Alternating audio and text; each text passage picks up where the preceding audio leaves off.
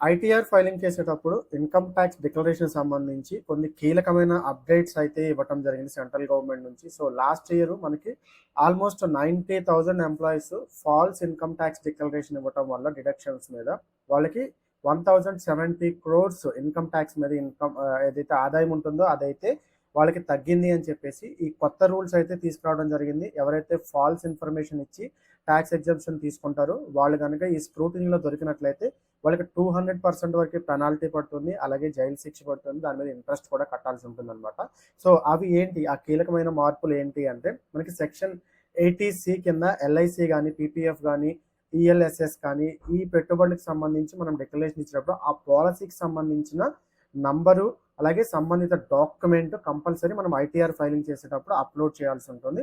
అలాగే 80B కింద మనం హెల్త్ ఇన్సూరెన్స్ పెద్దవాళ్ళకి కానీ పర్సనల్ ఇన్సూరెన్స్ ఏదైతే మనం ఇస్తున్నామో డిక్లరేషన్స్ వాటిని కూడా పాలసీ కాపీ అది ఎవరి పేరు మీద ఉంది పాలసీ నెంబర్ ఇవి మొత్తం మనం సబ్మిట్ చేయాల్సి ఉంటుంది.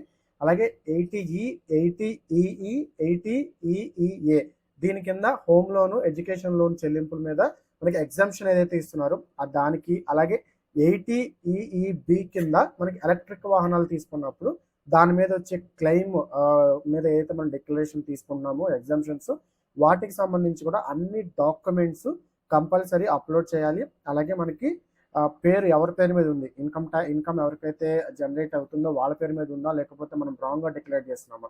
ముఖ్యంగా ఇది ఎట్లా ఉంటుందంటే మనం ఐటీఆర్ డిక్లేర్ చేసేటప్పుడు ఫైలింగ్ చేసేటప్పుడు మనం చాలా మంది ఆడిటర్స్కి ఇస్తాం ఉంటాం. వాళ్ళు ఏం చెప్తారంటే మీకు మేము ఇంత రిఫండ్ ఇప్పిస్తాము, సో దాని మీద మీకు మాకు ఇంత పర్సెంట్ ఇవ్వండి. ఫర్ ఎగ్జాంపుల్ ఒక 1 lakh మీకు రిఫండ్ ఇప్పిస్తాము, మాకు 10,000 ఇవ్వండి అని చెప్పేసి చాలా మంది ఇటువంటి ప్రాసెస్కి వెళ్తూ ఉన్నారు అనమాట. సో ఇట్లా వెళ్ళినప్పుడు ఏంటంటే ఈ స్క్రూటినీలో మనం దొరికితే కనుక 200% వరకు పెనాల్టీ పడుతుంది, మనకి 24% ఇంట్రెస్ట్ పే చేయాలి, అలాగే దీనికి సంబంధించి జైలు శిక్ష కూడా ఉంటుంది.